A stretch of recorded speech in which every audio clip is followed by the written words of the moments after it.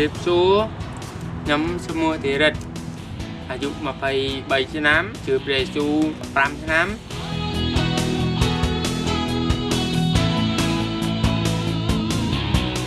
เรียบสู้ยมหัวเทยอายุ34ชื่อเปรซูปรามชน้ำ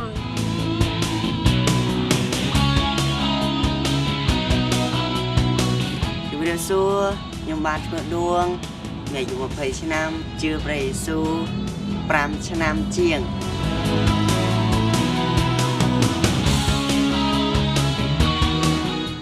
เรียบสู้การเลี้ยงชมชมูแอดด้าอายุ30 ปีชนะเลี้ยงชมชื่อเปรย์ระยะเปรย์ปรามชนะหาย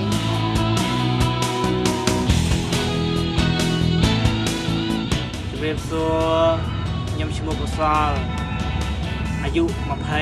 ปกชื่อเปรย์สู้ใบชนะเชีย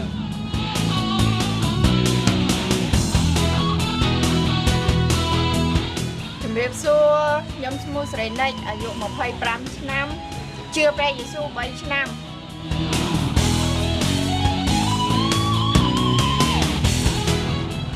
เรียบสู้ย้ำสมัวตีรันย้ำเป็นอายุดับกลุ่มบุญชนะชื่อเปรซูบานปีชน้ำเจียง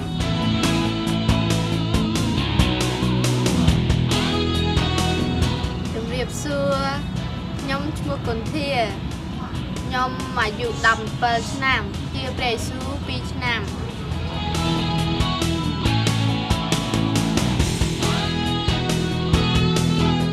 เรียบสู้ยมชมวกิมล่างเมียอายุ30 ชนะชื่อเปรซูใบชนะชีวิตยมไก่มนนะเจ้าจัดกะเหาะกีให้ก็ยมไก่มนก็หกซาบ่าจิมวยมัดแท้ไอ้หกซาให้มินปีคลาก็เวอไออลอ๋อบ่าชีวิตยมมนเชื่อเปรย์สู้ยมเชื่อมันนมได้เลยออกสังคมวิโรน้องครัวซายมปุ่มมาได้หรือว่ายมอดสลายยมกอดจูจัดเจมือเงียชีวิตยมจัวปัญหาครัวซาปอบอมยาวชีวิตยมการมุนนักน้องครัวซาเป็นปัญหาจิตรันคือ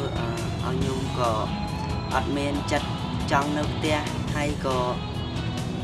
ได้ซาเอาปกยมหกสานจังแต่งแต่เมียนเรื่องฉะนั้นยมก็บาดติดจัดอัดดังเธอทุ่มไม่ชีวิตยมกาตอนสกอลร้องคือชีวิตเมียรำจากหลุดไอ้นึงនៅក្នុងកលុកមួយដែលជ្រៅហ្នឹងហើយឲ្យខ្ញុំអត់តណាក៏អត់រួចអញ្ចឹងមានន័យថានៅតែផ្ទះបើខ្ញុំមានបញ្ហាផ្នែកមើលឃើញចិត្តចឹងឆ្ងាយក៏អត់ឃើញអញ្ចឹងតែនាងខ្ញុំអត់តន់ជឿព្រះយេស៊ូវគឺនាងខ្ញុំជាមនុស្សការឆេវឆាវនៅក្នុងខ្លួនហើយក៏អត់មានសេចក្តីស្រឡាញ់ចំពោះក្រុមគ្រួសារដូចជាបងប្អូនចាហើយក៏មានការភ័យខ្លាចច្រើនអត់មានគោលដៅអីដូចនឹងអស់សង្ឃឹមចាពីមុនខ្ញុំមិនទាន់ទទួលជាព្រះស៊ូមនុស្សខ្ញុំខូចពេលខឹងគេចូលចិត្តជួលគេវាយហើយនឹងសងសឹកគឺថាខឹងគំនុំមិនជាប់នឹងខ្លួនហ្នឹងហើយគឺថាពេលខឹងគេមិនវាយគេអញ្ចឹងគឺថាអត់មានសេចក្តីសុខចង់សងសឹកគេបាទខ្ញុំអត់កាលពីមុនខ្ញុំអត់ទាន់ជឿព្រះស៊ូគឺជាមនុស្សចូលចិត្តកុហកពីច្រើនហើយក៏ចូលចិត្តលួចរបស់គេហើយក៏ចូលចិត្តហូបស្រាហើយខឹងគេច្រើនបាទហើយជីវិតខ្ញុំពេលអត់ទាន់ជឿព្រះយេស៊ូវជីវិតខ្ញុំអត់មានសេចក្តីសង្ឃឹមពេលដែលខ្ញុំជួបបញ្ហាខ្ញុំក៏អត់ចេះដោះស្រាយបញ្ហាគឺអត់គិតថាចង់រស់គិតថាចង់ស្លាប់អាចជួយខ្ញុំបានអញ្ចឹងស្លាប់អាចជួយខ្ញុំឲ្យគេចផុតពីការលំបាកមុនខ្ញុំជឿព្រះអង្គហ្នឹងចូលចិត្តទៅវត្តពីព្រោះខ្ញុំខ្វះសេចក្តីស្រឡាញ់ណាហើយជាខ្ញុំមានតែម្ដាយអត់មានឪពុកនៅខ្មែរមានថាមានជាតិមុនណាហើយអញ្ចឹងខ្ញុំក៏ទៅធ្វើបុណ្យហើយទៅសូត្រធម៌ធ្វើបុណ្យដើម្បីឲ្យនៅថ្ងៃខាងមុខខ្ញុំនឹងមានឪពុកនឹងគេហើយនោះក៏អត់មានសេចក្តីសុខសាន្ត អត់មានសេចក្តីស្រឡាញ់នៅក្នុងគ្រួសារអត់មានសុភមង្គលហើយក៏អត់មានអំណរ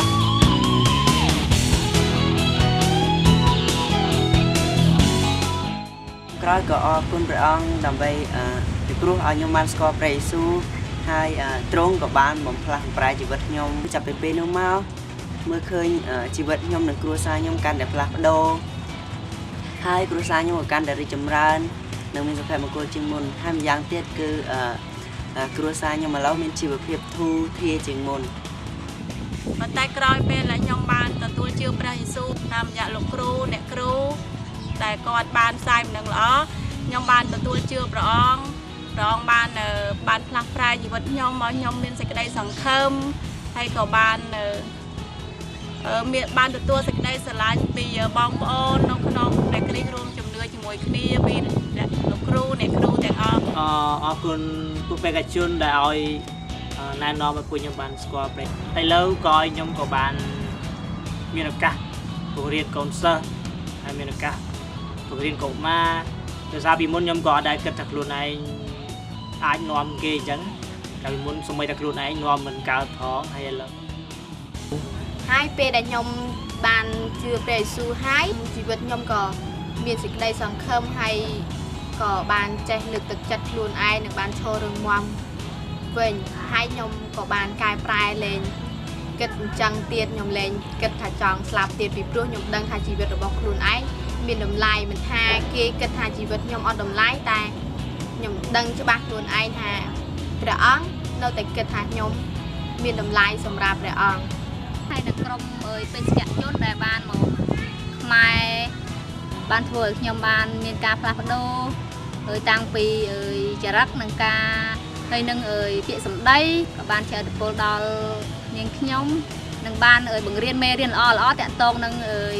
អំពីគម្ពីរបាទហើយខ្ញុំក៏ចង់អរគុណដល់បេសកជនលោកគ្រូអ្នកគ្រូគាត់បានមកខ្មែរដើម្បីផ្សាយដំណឹងល្អបានខ្ញុំបានស្គាល់ព្រះយេស៊ូវដល់ពេលខ្ញុំបានស្គាល់ព្រះយេស៊ូវហើយក៏អង្គបានកែប្រែខ្ញុំឲ្យខ្ញុំលែងកុហកគេចេះអត់ទោសឲ្យគេហើយក៏បានលែងហូបស្រាហើយក៏ឲ្យខ្ញុំអង្គជ្រើសរើសខ្ញុំឲ្យខ្ញុំបានធ្វើជា